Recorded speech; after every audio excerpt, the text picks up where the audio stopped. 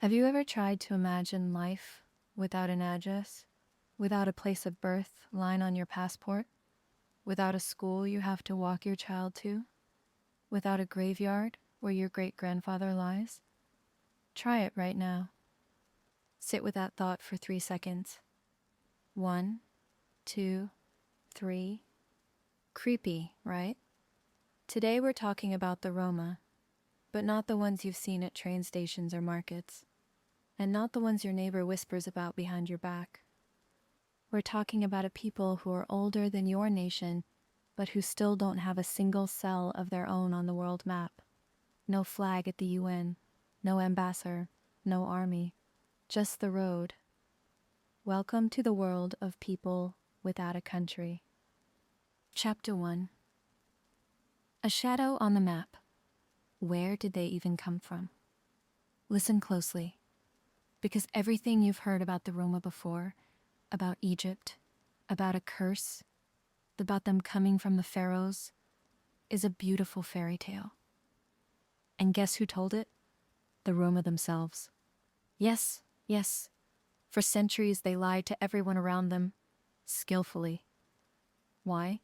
To survive. But you and I aren't in a dark alley. We have DNA, linguistics, and the patience of archaeologists. Ready? Let's go. First, let's clear up the names. The word gypsy isn't their word at all. Outsiders made it up. In most European languages, it comes from the Greek atsingonai, untouchables. In English, gypsy short for Egyptian, because everyone thought they came from Egypt. In Spanish, gitanos. In German, Zigeuner, Zigeuner. See the pattern? Whenever a people met the Roma, they immediately gave them a nickname, usually an insult. But they call themselves one word, Roma, stress on the first syllable, or Romale, neformally. That word is the key to everything, because Rome in their language isn't a city or a country. It means person, a human being, capital H.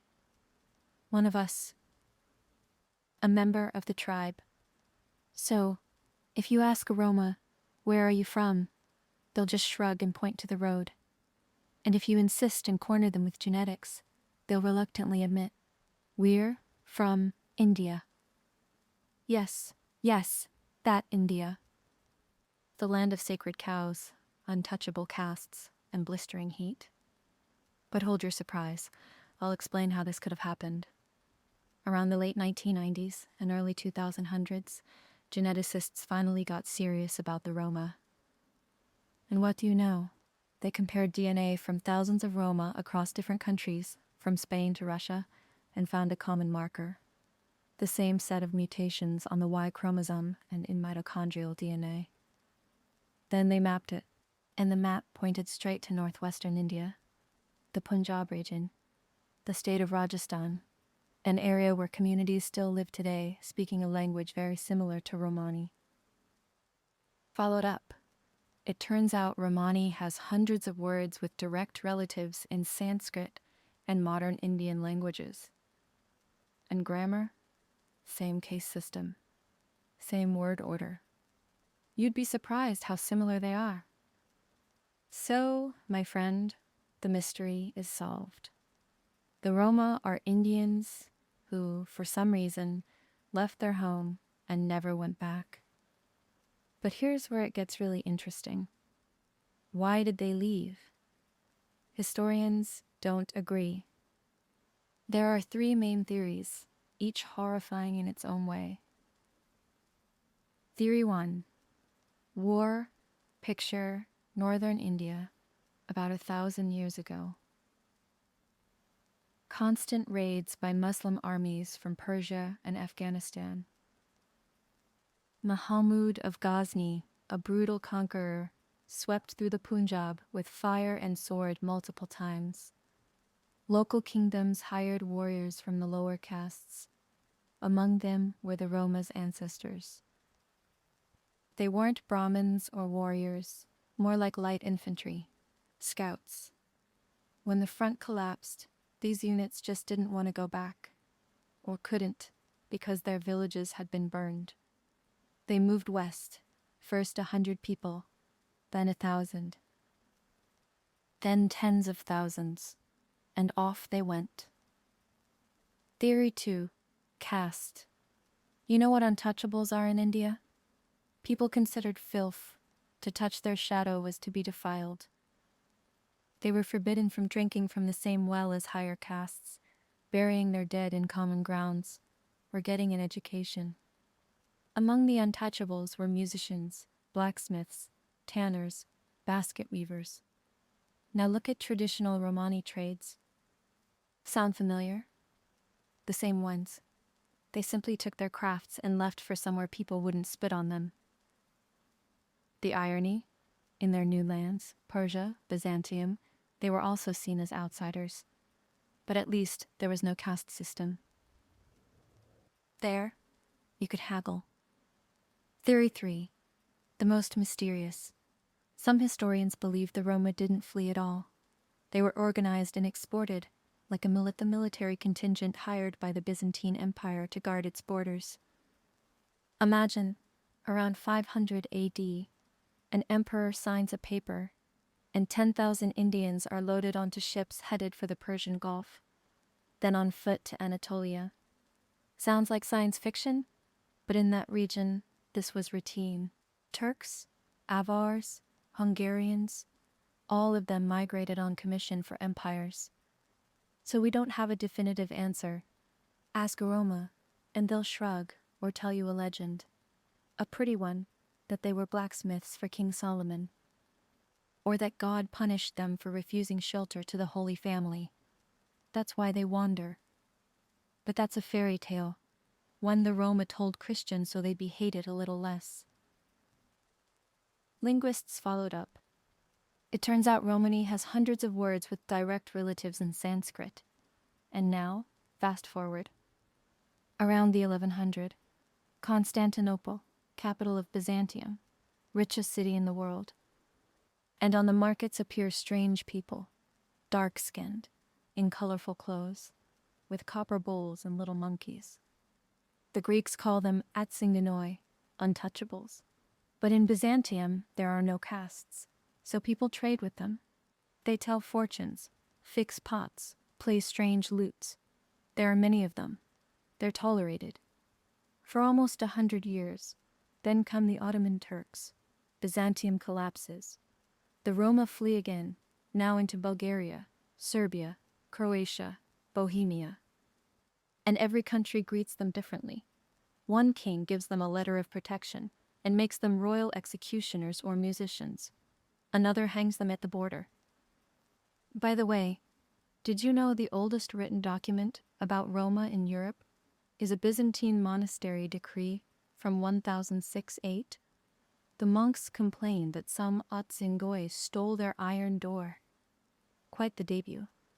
While you've been listening, ask yourself, if you had to leave your home forever, what would you take? Your laptop? Photos? Your wallet? The Roma took 3 things: language, law, and a craft. Language, so they could talk secretly in foreign lands. While a German or Frenchman heard gibberish, the Roma were deciding where to sleep, whom to fear, whom to bribe. Law, internal, unwritten, a code called Ramupe. It says, you are not alone, you are part of the tribe. Steal for the tribe, good. Lie to a non-Roma, sacred duty. But betray your own, you'll die without trial. Craft, blacksmithing, horses, music, fortune-telling. Things you can do on the move. No factories, no fields. Only what fits in a wagon. And with that baggage, they took to the road and stayed on it for nearly 1,000 years. So when someone says, Roma are natural nomads, know that it's a lie. Natural nomads are birds and the wind. The Roma are nomads by force, because every time they tried to settle down, they were burned, hanged, or evicted. That's how they became a people without a country. Right now, we've put a big dot on the map. We're from India, roughly 1,200 years ago. But we still haven't answered the big question, why don't they have a country now? Why, in the 21st century, when the Kurds have a region, Palestinians have an autonomous government, even the Sami have their own parliament, do 12 to 20 million Roma still have nothing? Not a single square kilometer of land they can call ours. Chapter 2. The Golden Age and the Fires. How they were loved and hated. Now we'll unravel the great paradox of Roma fate. How one and the same people could be both a royal treasure and cannon fodder for the gallows. In one country, a Roma baron had his hand kissed. In the next, he was hanged for daring to camp by the river. Picture 15th century Europe. You're probably thinking of knights, Gothic cathedrals, and plague. But I'll tell you something else. This was a time when the Roma were in fashion. Yes, they were invited to palaces, given gold, feared and adored at the same time. Ever heard the phrase gypsy kings? Not a myth. In the medieval principalities of Moldavia and Wallachia, modern Romania, the Roma were, official slaves. Wait, don't interrupt. Slaves doesn't mean beggars. There was a whole hierarchy. In those lands, Roma were divided into 3 categories. The princes Roma worked right in the palace. The most skilled became jewelers, goldsmiths, stable masters. They had their own homes, their own land. Their children were baptized alongside noble children. Sounds decent, right? Monastery Roma belonged to the church. And here's the kicker. They lived better than free peasants. Monasteries fed them, treated them, left them alone. Why? Because the Roma could do what locals couldn't. Forge steel for plows, repair bells, make unbreakable copper dishes. Rare skills. Boyar, noble Roma. This was harsher. Bought and sold like cattle, in families, children. But even they had a strange privilege. They couldn't be killed without trial. Because they were valuable property. Imagine being a slave whose head is worth money. A perverse form of protection, but it worked. The wildest part? Romania's Roma never revolted against slavery. Why? Historians still scratch their heads. One theory, it was their own kind of slavery, domestic. The master fed them, protected them from outsiders. In exchange, you were not an American plantation, a patriarchal bargain. And when slavery was abolished in 1856, under pressure from Russia, by the way, many Roma cried and asked to go back. Surprising, right? But that was only one side of the coin. While Romania kept Roma in a gilded cage, Western Europe treated them very differently. In 1417, a massive caravan, historians say up to 20,000 people, crossed the Carpathians and poured into Hungary. Leading them were strange figures, a voivode, prince, and a duke of Little Egypt. They rode horses, wore velvet cloaks, and showed letters of protection from Healy Roman Emperor Sigismund of Luxembourg himself. You heard right. One of Europe's most powerful men had officially allowed the Roma to travel his lands. In exchange for what? Espionage? Blacksmithing? Fixing cannons? We don't know, but the documents were real. On parchment with seals. And this nomad army moved across Europe. Every town met them with curiosity. Burghers paid for fortunes. Kids ran after the wagons. Local blacksmiths fumed because Roma made horseshoes faster and cheaper. But, and here's the crack, bishops and pastors eyed them suspiciously. Why don't these people go to church? Why no parish? Why do they marry so strangely, not by the rules? The Roma just shrugged. They had their own faith. They baptized their kids to be left alone, but prayed their own way. by the fire, at dawn, without priests. And that would become their death sentence 100 years later. Fast forward to the 1500s, the Reformation, religious wars, witch hunts. Europe is losing its mind. Someone has to be the scapegoat.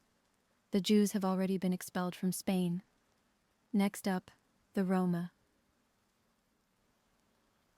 Remember this date, 1498. The German Reichstag passes a law. Roma are Turkish spies and sorcerers. Anyone who meets them is permitted to kill them on the spot, without trial. You read that right. Without trial. Like wolves. What happened? Why was the same people that entertained kings yesterday now outlawed? The answer is simple. Sedentarism. Europe was building cities, roads, bureaucracy. It needed taxes, censuses, stationary soldiers. But the Roma refused to sit still. They wouldn't be counted. They didn't pay taxes because they own no land. They took their children out of schools because school separates kids from family. Officials went mad. How do you govern what won't stay put? And if you can't govern it, you destroy it. And off it went. 1526. Spain.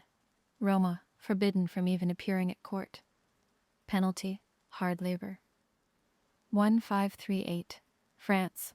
All Roma males to be executed. Women and children shaved bald and exiled. 1563. England. Anyone who brings a live Roma to a judge gets 40 shillings from the treasury. A bounty. A literal quest. You ask, for what? For nothing. Just for being different. But the worst was yet to come. Close your eyes for a second. Imagine Germany, the 1720s. You're a Roma woman with a small child. You've set up camp at the edge of the woods, away from the village, not bothering anyone, mending pots. At night, men with torches come. Not soldiers. Local peasants with pitchforks and dogs. They're not shouting kill, they're shouting drive them out. But in the dark, with clubs, what's the difference?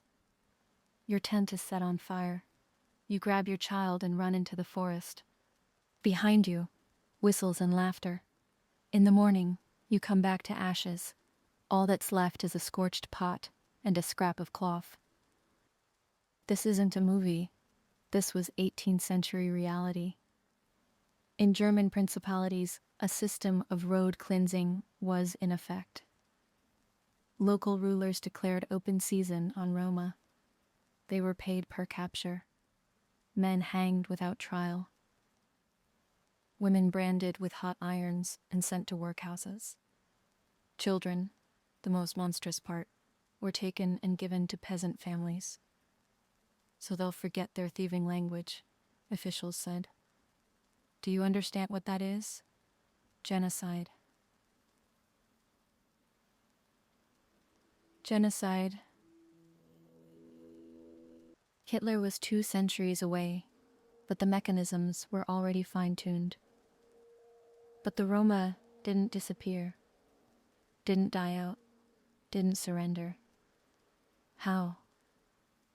How do you survive 300 years of systematic extermination with no army, no fortresses, no allies?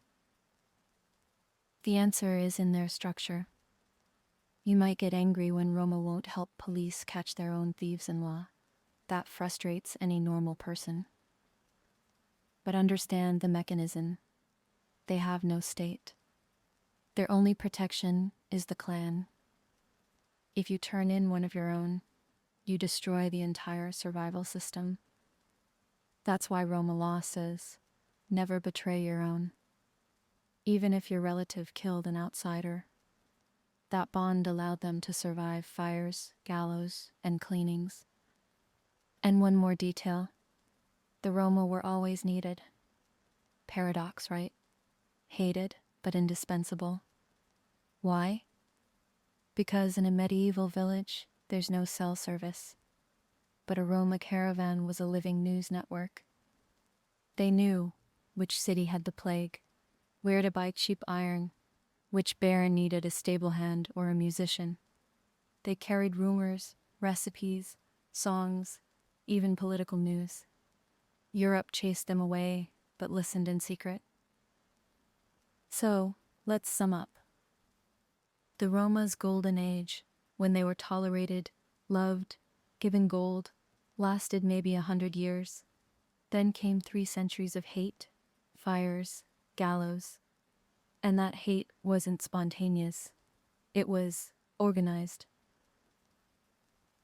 bureaucratic, with paperwork, signatures, and state seals. Why? Because the Roma refused to become citizens. They refused passports, tax IDs, military conscription. They chose freedom, and any state hates freedom it cannot control. But there was a third force in this story, one that decided to finish the Roma off, not just expel them, but burn them out root and branch. That force came from Germany in the 20th century, and it was called racial hygiene. 3. The Roma in Nazi Germany. Let me give you a number. You almost certainly don't know it. It doesn't appear in school textbooks.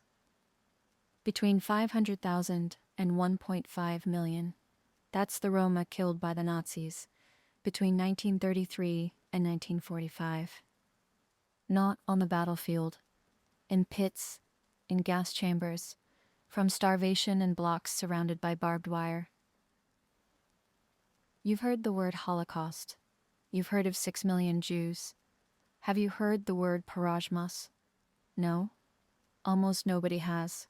Not even in Europe. Not even in Germany. Porajmos is the Romani word for devouring or destruction. That's what they call their genocide. And the fact that you don't know this word is already part of the tragedy. Do you think the Nazis started exterminating Roma immediately after coming to power? No. First, they studied them.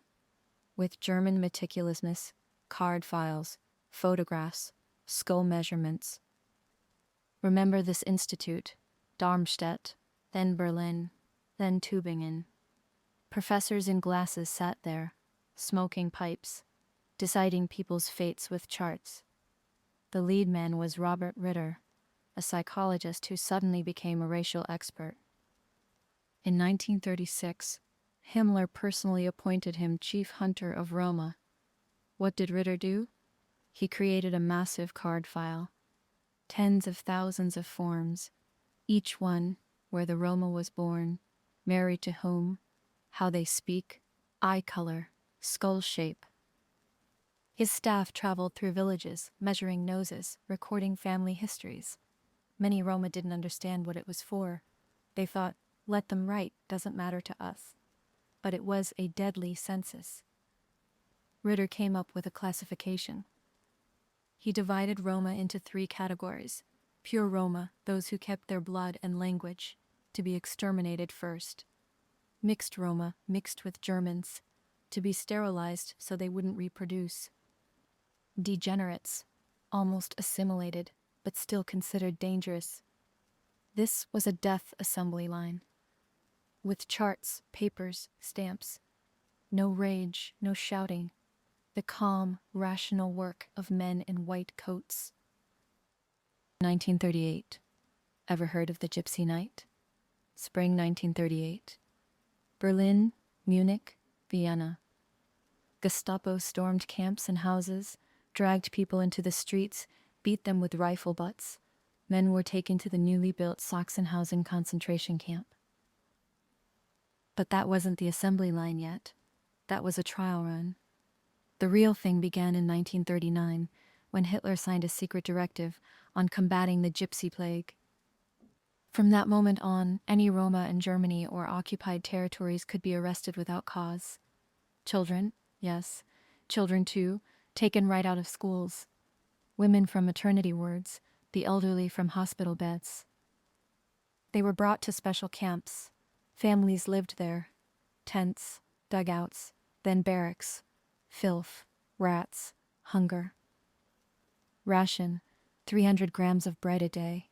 Children swelled from dystrophy before their mother's eyes. But that was nothing compared to what came next. You know what Auschwitz is? Of course you do. Did you know there was a separate Gypsy family camp there? December 1942. An order comes from Berlin, all Roma of Europe to Auschwitz. And the trains rolled from Austria, the Czech lands, the Netherlands, Poland. People loaded into cattle cars, 80 to 100 per car. No food, no water, no toilet. 3 days, 5 days, a week. Many died en route. The dead were unloaded first. In Birkenau, part of Auschwitz, a separate sector was fenced off for them. 32 wooden barracks. No windows. No stoves. Straw and rats on the floor. But the worst part, they weren't killed right away. Do you understand? Most Jews went to the gas chambers on the first day, not the Roma. Himmler ordered, Roma are to be kept for study. It was hell on slow motion. Working with them was a man you've heard of, Dr. Josef Mengele, the angel of death. He had a special interest in Roma children. Here's what he did. Mengele searched for twins, Roma twins. He took them from their mothers right into camp, housed them in a separate block, fed them slightly better. Then, he injected chemicals into their eyes to change iris color, performed blood transfusions from one twin to the other to watch rejection, sewed children together to create conjoined twins, autopsied living children without anesthesia. He believed Roma didn't feel pain like Germans. Out of 1,000 twins Mengele worked with at Auschwitz, fewer than 200 survived. The rest died or were killed by phenol injections into the heart. In spring 1944, Berlin decided the Romani experiment needs to end. The camp was overcrowded, typhus, riots, easier to kill them all. The order came, liquidate the Gypsy family camp by May 16th. But the Roma found out? How? Through Polish workers who serviced the crematoria. Overnight, the camp woke up. Women dug pits under the barracks. Men gathered stones, scrap iron, anything to fight back. They were ready to fight. Barehanded. Against machine guns. The SS postponed the liquidation. A month. 2. But on August 2nd, 1944, remember this date, the camp was surrounded. Electrified barbed wire turned on. Machine guns set on the watchtowers. At 10 p.m., the trains with Roma, the last trains of Birkenau, began moving toward the crematoria. Number 5 and number 2.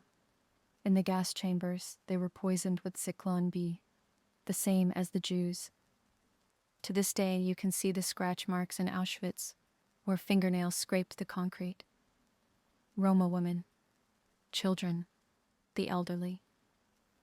When it was over, of the 20,000 Roma who passed through the family camp, about 3,000 remained alive, those who had been transferred to other camps before the liquidation.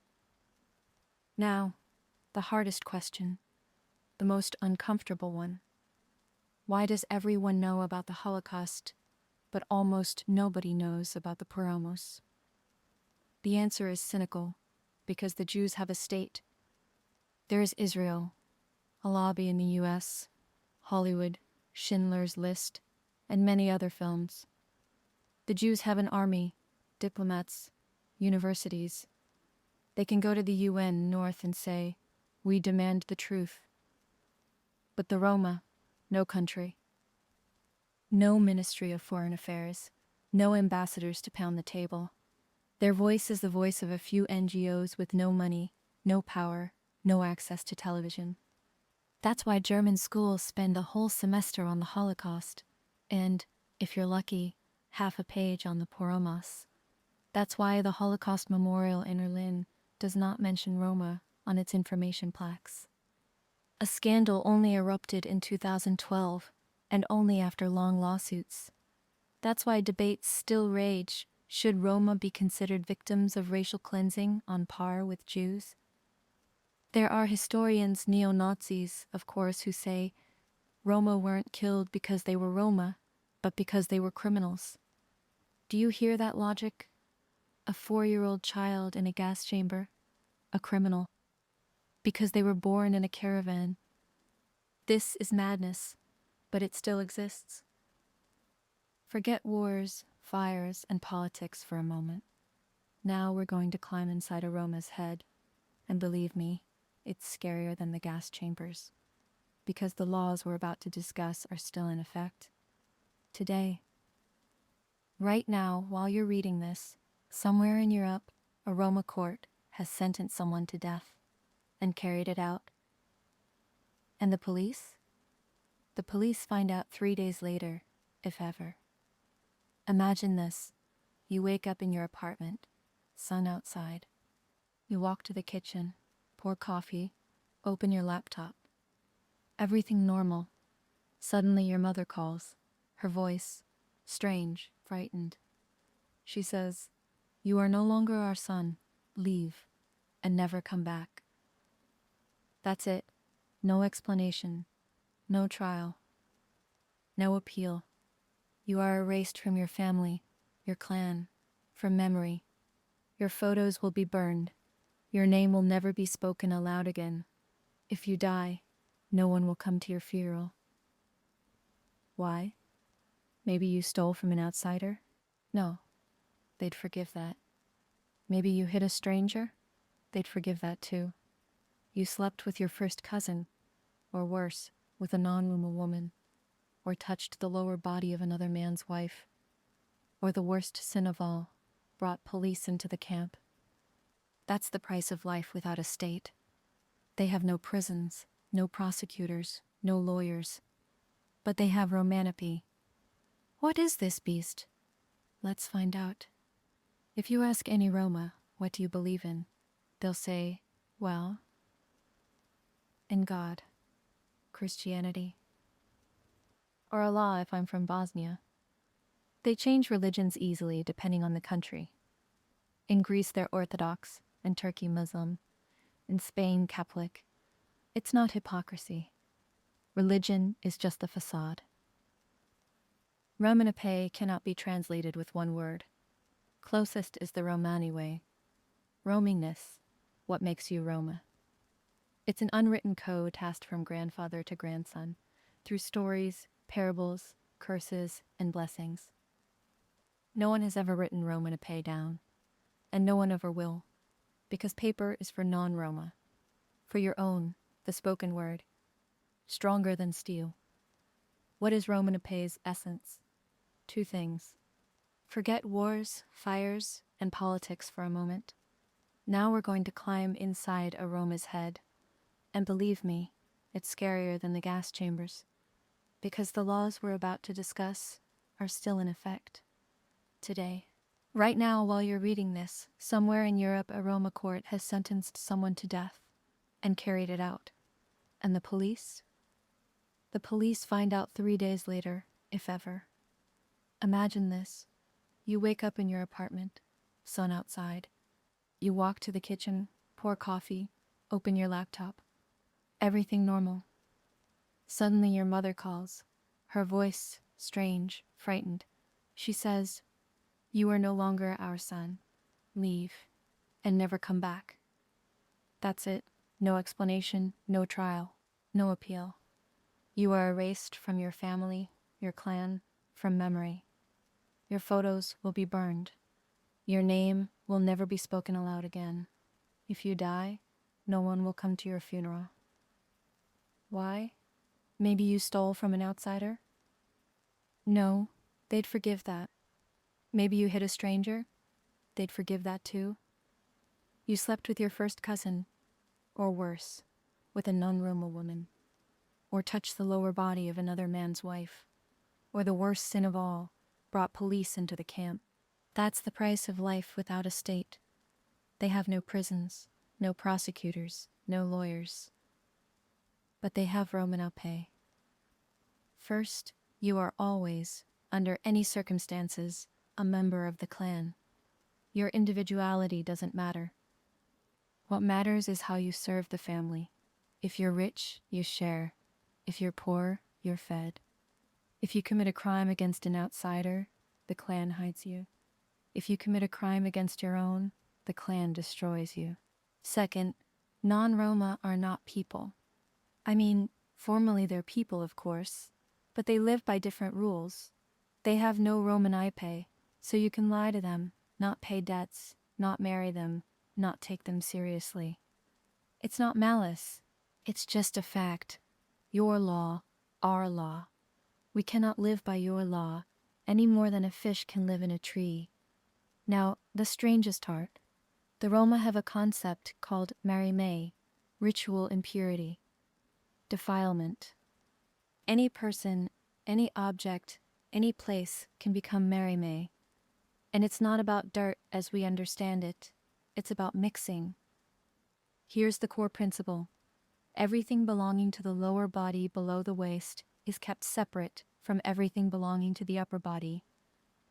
This is sacred, untouchable. What does that mean in practice? You cannot wash the dishes you eat from with the same sponge you use to wash the floor, because floor equals low, mouth equals high. If the sponge touched lower defilement, it's permanently contaminated. Throw it away. A woman during menstruation is marame. She cannot cook for men, cannot touch communal dishes, cannot sleep in the same bed as her husband. Nothing personal, it's the law. Clothes worn below the waist, pants, skirts, are washed separately from shirts and dried separately. If a shirt falls on the ground where shoes stood, it is no longer pure. Give it to non-Roma or throw it away. Marime can only be removed through a special court or through exile. If a Roma defiles themselves deliberately, say, has sex with non-Roma, or steals from a relative, they are marime forever. No ritual can wash them clean. And then the terrible comes into force. In every large camp there is a sero, a headman. An older male, usually a baron. Not the movie baron with a costume and a ring, but simply the most respected, cunning, and wealthy man. They become barons by proving they can settle disputes without bringing in the police. And disputes can be horrifying. Imagine 2 brothers quarrel over gold. One steals the other's wife. And far away from problems, someone's daughter runs off with a Frenchman, shaming the clan. What to do? No police. Absolutely not. Your own court is needed. The sero gathers 5 to 20 elders. Sit in a circle. The accused stands in the center. Witnesses speak. No papers, no records, no oaths. Decisions made by vote. Punishments include fine, the lightest. Stole, return triple. Can't? Work for the victim. Shame, public flogging. Or shaved bald and paraded through camp. Utter humiliation. Some take their own lives afterward. Boycott. No one speaks to you. No one takes your food. Your daughter will not be wed. You become a ghost, living among your own, but alone. Exile. Civil death. You are driven from the camp. Your wife is forbidden to go with you. Your children are taken away.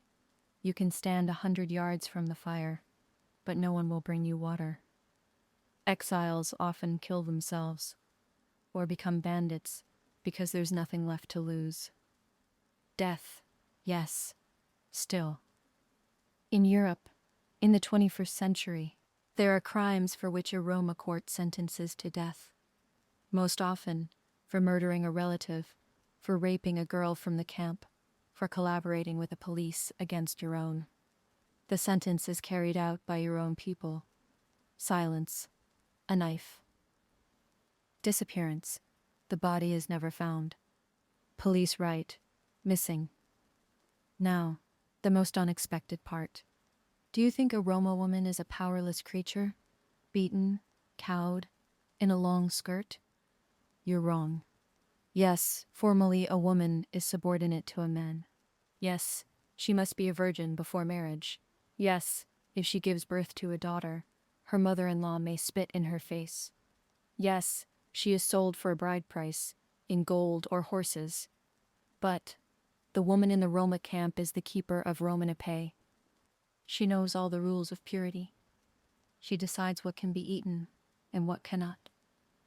She teaches the children the language. She tells fortunes to outsiders and brings home money a man couldn't earn in a year of blacksmithing.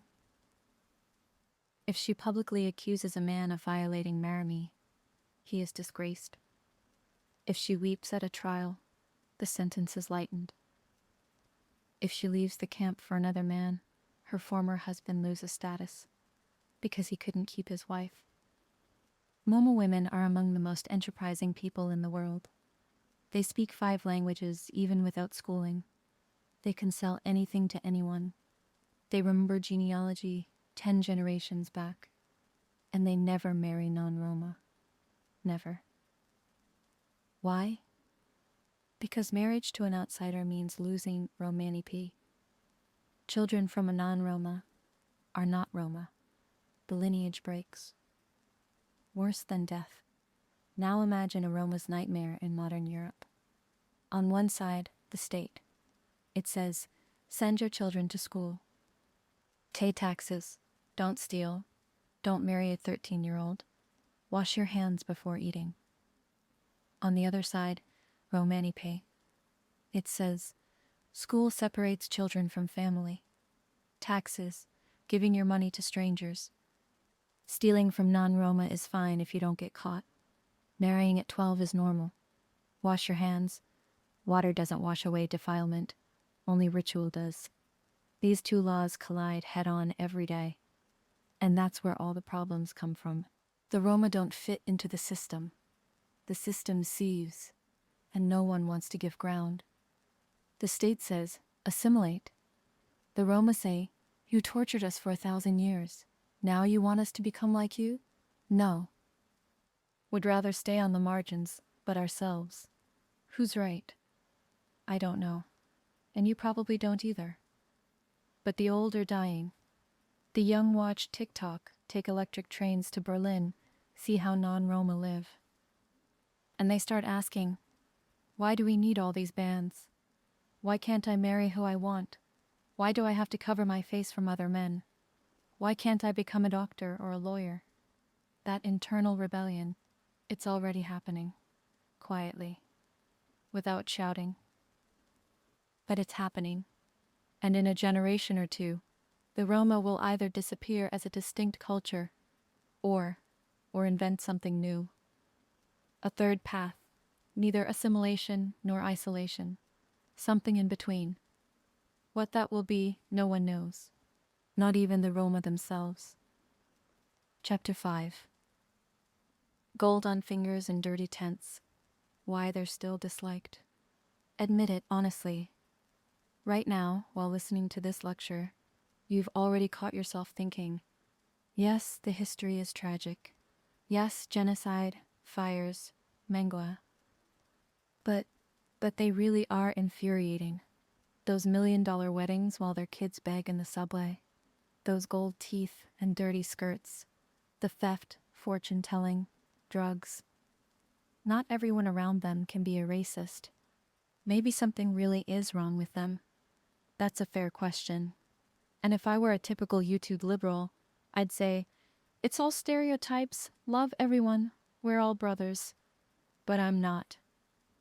Because you deserve the truth. Yes, stereotypes exist. Yes, many are lies invented by centuries of hostility, but there are also things Roma do themselves, and those things don't fit into any tolerance narrative. Now let's go through the 5 biggest complaints about Roma and see where the truth lies and where the smear campaign lies. Complaint number 1. They don't work. They live off begging. You're on a train. A woman in a long skirt steps on, baby in arms, and holds out her hand. On her finger, a gold ring worth your monthly salary. The baby has gold earrings. You're furious. She's asking me for $3, and she's wearing gold. Why doesn't she get a real job? Stop. Let's unpack it. Begging for many Roma is not inability to work. It is work. A profession, like sales or taxi driving, but with a different math. A poor Romanian Roma goes to France or Germany for 3 months. He knows. He must bring home at least 10,000 euros. How? A percentage from fortune telling, a percentage from begging, a percentage from petty theft. More on that later. Children, the elderly, women with infants, not random. That's marketing. A baby softens anyone. An old woman with a cane triggers guilt. A woman with a fake pregnant belly brings tears. They aren't begging because they're hungry. They're begging because it's a centuries-old business model. Back in their camp, they may live in a brick house with a TV and fridge. But for work, they put on rags. Because rags earn more than clean clothes. Now the big question, is it a crime? Begging is legal in most countries. Is it immoral? Debatable. On one hand, they exploit empathy. On the other, nobody forces you to give. You gave, your choice. What really infuriates people is organized begging with children. A Roma woman takes someone else's child, sometimes rented from a poor non-Roma mother, and walks around with them. The child cries because it's cold or in pain. That is criminal. It happens, but not always. You can't tell by looking. Verdict: half of beggars are genuinely poor and marginalized. Half are businessmen in disguise. You'll never know which is which. Complaint number 2. Natural-born thieves. A gypsy stole. That's not even a crime. It's a lifestyle. Heard that? Of course. Now let's turn on the anthropologist. In traditional Roma law, Romani, theft from a non-Roma is not a crime at all. Not a sin, not a taboo violation, not a shame. It's like a hunter killing a deer. Bad for the deer, but it's game. Where does that savagery come from? Centuries of experience. The Roma lived among Europeans who robbed, hanged, and burned them. They had no courts, no police. The only way to take what the law of the strong was to steal. Over time, it became the norm. And here's the most cynical part. Within Roma society, stealing from your own is punishable by death or exile. But stealing from outsiders, well, a bungler might be beaten by his own for getting caught and attracting police. But not for the moral aspect. Here's the bitter truth. Theft among Roma is not a myth. It's real. The rate of theft is higher than among sedentary peoples, but not all Roma are thieves. The vast majority are honest people who just want to raise children and trade gold. But the criminal fringe, loud, flashy, brazen, creates the impression that they're all like that. Complaint number 3. They don't want to study or work. You've heard the story. Roma kids either don't go to school at all or drop out after 3rd grade. Their mothers tell the principal, why does he need school? He'll trade at the market or sing in a restaurant. You'll just ruin him. You're outraged. Free education, a chance to escape poverty. And they say no. That's stupidity. Now look at it through a Roma mother's eyes. She knows, if her son goes to school and finishes, he'll face bullying. They'll call him gypsy, beat him, insult him. The teachers aren't much better. Best case, they ignore him. Worst case, they fail him for his ethnicity. But that's only half the problem. The main thing, at school, he'll learn there's another way to live. That you don't have to steal, tell fortunes, or beat your wife. That women are equal to men. That state laws are above clan laws. And then he'll stop being Roma. He'll become a gypsy with a degree, neither fish nor fowl. His own won't accept him. Outsiders won't accept him. He's still Roma. Education is the path to assimilation, and assimilation is the death of Romani. That's what the elders believe. But there's another side not said aloud. Education takes time. Trading at the market can start at 10 years old. A son brings in money from childhood. School takes him away from earning. For a poor camp, that's a serious blow. So it's a vicious cycle. The state offers education as a way out of poverty. Stay refuse and stay poor. The state gets angry, your own fault. The Roma get angry, you don't understand us. Neither side steps forward. Complaint number 4, wild child marriages. This is the worst, the most painful. And here, I won't soften anything. In some, I emphasize, some, not all Roma camps, early marriage is still practiced. A girl may be married at 12, 13, 14 years old. The groom 15, 17. No civil registry, no child's consent, the family's decision. The earlier, the less chance she'll run around with some non-Roma, and the bride price, gold or cash, goes to the parents. It's not selling. It's compensation for the family giving their daughter to another clan. This custom is monstrous. 12-year-old girls give birth. Their bodies aren't ready. Many die in childbirth or remain disabled. They don't go to school. They don't see the world. They don't know there's another way to live. But let's add a spoonful of context so I'm not just a megaphone for hatred. Early marriage is not a gypsy invention. 200 years ago, it was the norm in Europe. Russian peasants married at 13. The English too. Europe changed. The Roma stayed in their Middle Ages. Why? Because Roman pay, absolutely, might be far. Changing slowly is their superpower and their curse. Today in the EU, there are legal precedents of Roma parents being jailed for marrying off a daughter at an early age. That's right. But what do you do when the Roma themselves see it not as a crime, but as a duty? Wipe out the camp? Jail all the elders? Take the children into orphanages? We tried that in the 20th century. It was called forced assimilation. It ended badly. There's no answer. But the problem is real. Complaint number 5. They live in filth but wear gold. Have you ever walked into a Roma camp in Eastern Europe? I wouldn't recommend it. Mud up to your knees, piles of trash, sewage running right next to the tents, smell, flies, barefoot children. Meanwhile, the women wear gold jewelry worth $1 million, and 2 new Jeeps parked at the entrance.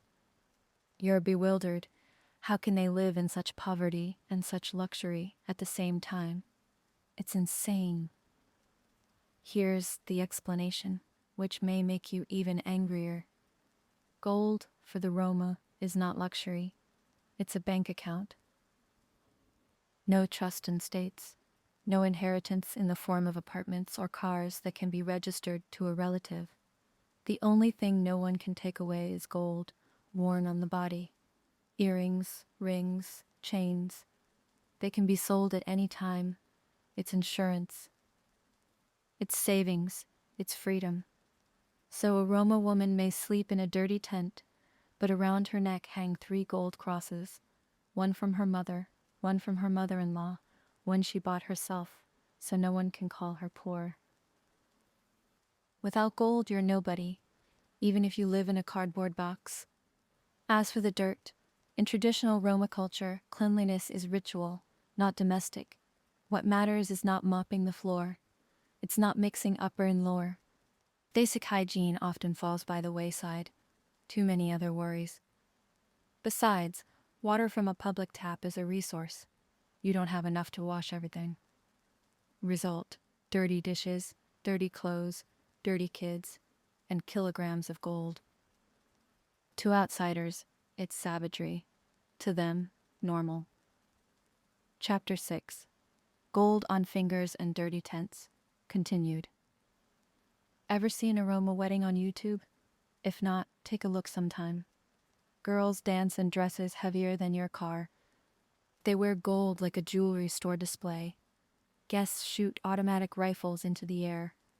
A cake 2 stories tall, and around them, shacks, mud, barefoot children. You sit and think, this is madness. How can you spend €500,000 on a dress and not buy your own kids' shoes? We started talking about 5 complaints in the last chapter. There are 3 more that drive normal people up the wall, and they're worth it. Plus, at the end, I'll give the Roma the floor, so you hear their voice, not just mine. Complaint number 6. Roma barons are the mafia. You've heard of Roma barons? Real criminal bosses, with money, bodyguards, property in London and Barcelona, and power the police can only dream of. Bulgaria, Romania, Slovakia, Hungary, southern Italy. There, Roma barons are shadows of the government. They collect tribute from camps, decide who gets to trade at the market and who has to beg. Run the common fund, the treasury that pays lawyers, bribes police, finances prison escapes. How do they become barons? Various ways. Inherited power, bought half a neighborhood with drug money, or just the meanest, most ruthless guy around. But the essence is the same. The baron is king, god, and war minister rolled into one. Example, not hypothetical. In the Romanian town of Turda, a Roma baron named Gehor Bivo terrorized an entire neighborhood. He decided who married whom, who divorced, who got market stalls. He collected a tax of 20% of income from each family. He hired lawyers for his thieves. And when one young Roma tried to go to the police, they found him in the river with a stone around his neck. The police knew everything, but could do nothing, because witnesses were terrified, and evidence disappeared on its own. Finally, in 2015, Bivol was arrested, not for murder, but for tax evasion. Barons are the dark side of Roma life. They exploit their own people, and they are the biggest enemies of integration. Because if Roma start working officially, paying taxes, going to school, and trading legally, the baron loses power. Why would he want an educated flock? He needs people afraid, illiterate, and dependent on him for every little thing. That's why fighting Roma crime in Europe is so hard. Arresting a pickpocket is easy. Arresting a baron is nearly impossible. He has money, connections, informants, always one step ahead. Complaint number 7. They ruin neighborhoods and drive out whites. Watch the news from France, Italy, the Czech Republic. A Roma camp sets up on a vacant lot. Within a month, it's a dump. No working toilets, feces everywhere, rats. Locals are afraid to go out at night. Roma teens snatch bags and smash cars. Police come, write reports, leave. The Roma don't leave, they have nowhere to go. The city bulldozes the camp. The Roma move 3 streets over and start a new one. Locals sign petitions. Officials throw up their hands. Fear and hate grow. In France, there's a program. Give Roma trailers with all amenities and allow them on designated lots. Utopia? No. Because the lots have time limits, rules, noise bans after 10 p.m. The Roma hate it. We're not zoo animals, they say. We want to live as we please. And the locals say, we want to live without fear for our children. Complaint number 8. They play the victim and never change. How long can we whine about the Holocaust? Your neighbor might say. It's been 80 years. The Jews got their act together and built Israel. And the Roma? Still begging and stealing. So it's not history, it's them. That's a strong argument. Let's break it down honestly. Yes, the Jews survived the Holocaust. Yes, they had no country. Yes, they were also persecuted for centuries. But the Jews had a massive advantage: literacy, urbanization, and global networks. When they needed to, they mobilized resources, bought land in Palestine, negotiated with the British, built an army, universities, and factories. In 70 years, they built one of the most powerful economies in the world. The Roma didn't have that advantage. They were illiterate, they didn't accumulate capital, except gold that could be stolen. They didn't build synagogues or community centers. Their elites, the barons, didn't invest in education. They invested in police bribes. And most importantly, the Roma never wanted their own country, and still don't. That's key. They don't strive for statehood. That's key. They strive for freedom without a state. And in the modern world, freedom without a state means poverty, crime, and living in a dump. So the neighbor is partly right. The Roma don't change. But not because they're dumber or lazier. Because their cultural code doesn't allow for change. Romani is preservation. And the longer the Roma live in isolation, the more that preservation works against them. What the Roma themselves think, 3 voices from inside. Let's not just look from the outside. Here are 3 quotes, real, from real people. Maria, 34, Slovakia, mother of 5, living in a camp. Why don't we clean up? Where are we supposed to get garbage bags? No one gives them to us. Toilets? We asked the city, they said no money. So we go in the bushes, and you call us dirty. Give us a normal life, we'll be clean, but you won't. You fear us and hate us. Nikolai, 28, Bulgaria, university graduate, works in IT in Germany, hides his ethnicity. I'm not Roma anymore. I'm nobody. My own people consider me a traitor because I married a German woman. Germans consider me a gypsy, even with a degree. No one would hire me until I changed my name and removed my photo from my resume. Now I go by Dmitri instead of Nikolai, and every time my mom calls and speaks Romani, I hang up. I'm afraid my colleagues will hear. It's hell, but there's no other way. Janusz, 55, Poland, baron of a small camp, anonymous. You think I'm bad? I feed them. Without me, they'd starve. Yes, I take my cut, but who wouldn't? We have no pensions, no hospitals, no welfare. Just our own people. If I don't make them work and take a share, they'll drink it all away in a week. So I'm not a thief. I'm a banker. You'll never understand that. Chapter 7. People without a country, people without a future.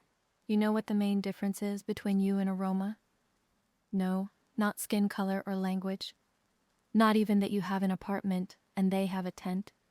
The main difference is the answer to one simple question. If disaster comes tomorrow, war, pogrom, earthquake, a new dictator, who will save you? You'll say, the state, or the army, or the police. Or neighbors, at least. You have a passport, a registered address, a phone number to call for help. A Roma has none of that. They only have the clan. Only blood, only the law of Romani, which only works if you're among your own. So who is truly free? Who is truly protected? The answer is not as obvious as it seems. In Chapter 1, I asked you, could you live without a home? Without registration? Without your grandfather's grave? Back then you probably thought, well, for a couple of weeks it sounds kinda cool. The open road, campfires, no obligations. Now, after 6 chapters, you understand it's not cool. It's terrifying. Without a country means no margin for error. Steal a wallet in Paris, you'll be deported to Romania, even if you were born in France. Get cancer, treat yourself. You have no insurance because you've never worked officially. Have a disabled child, no welfare because you have no registered address. Your grandfather dies, you'll bury him in a field because the cemetery won't take him without papers. That's the price of freedom without a state. And the Roma know it. They aren't romantics. They're pragmatists. They chose this freedom not because it's beautiful, but because they had no other choice. They were backed into this corner, and now they won't leave, because Romani, like a brand, says, "You are different. You cannot live like them. Even if you try, they'll kill you or drive you out. So forget pretty pictures of caravans at sunset. The reality is cold, mud, police, and constant fear of what happens tomorrow." And now, the most interesting part, what the elders stay silent about. What is happening right now as I speak? Young Roma, those 16 to 25 years old. They were born in Europe with internet, YouTube, TikTok, and cheap flights. They see how others live, and many don't want to live like their grandparents, because Romani is cool when you're 50 and a respected baron. But when you're 17, it's a prison. You can't be friends with non-Roma, can't love who you want, can't dress how you want, can't study to be a doctor, not a Roma job. Can't even watch TV after 10 p.m. because the baron said, "Turn it off, early to trade tomorrow." And these young people are making a choice. Quietly, without drama, just leaving. Some go to Berlin, London, Paris, change their name, cut their hair, put on jeans, and start a new life. They will never return to the camp. Their mothers will cry at night. They will be erased from the clan. But they will be free, truly free, not Roma free. Some stay, but blow up the system from within. Become MPs in Romania, open charities, build schools in the camps. They are hated by both their own and outsiders. Their own for betrayal, outsiders because they're still Roma.